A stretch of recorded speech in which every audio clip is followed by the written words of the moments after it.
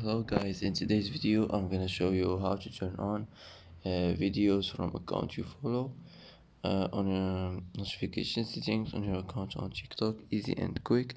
First click on your profile, click on this three lines here, settings and privacy.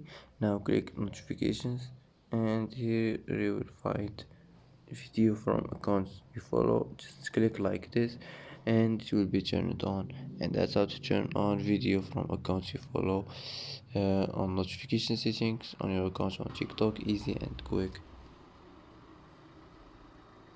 And that's it for today's video. If you like this video, don't forget to like and don't forget to subscribe. And I hope this video is helpful for you, and thanks for watching till the end, and see you in the next video.